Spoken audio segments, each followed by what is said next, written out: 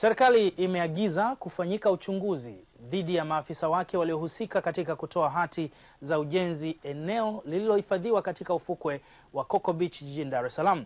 Akizungumza wakati wa zoezi la kubomoa maendeleo ya ujenzi usio rasmi katika maeneo ya ufukwe hiyo, Waziri wa Ardhi, Nyumba na Maendeleo ya Makazi William Lukuvi amesema watu wote waliohusika katika kutoa hati za uuzwaji wa maeneo hayo na kuruhusu ujenzi huo lazima wachukuliwe hatua za kisheria.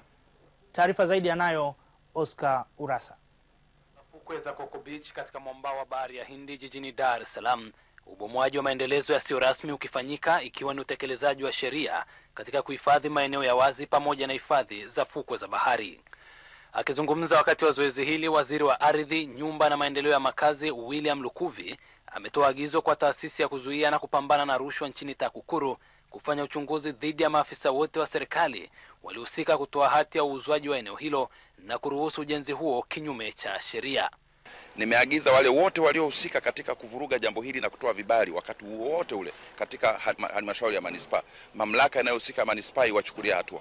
Lakini na NEMKI nao walitoa vibali batili, tunajiuliza walipewa nini?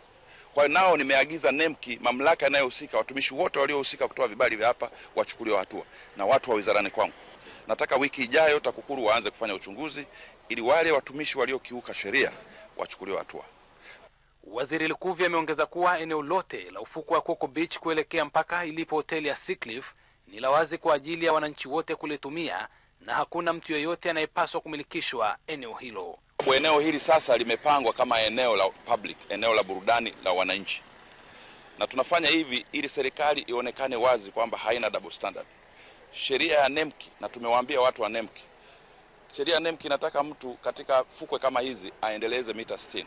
Haiwezi kuwa mita 60 NEMKI wanakazania, serikali inakazania watu wa mabondeni maskini, lakini matajiri wao ni mita 20.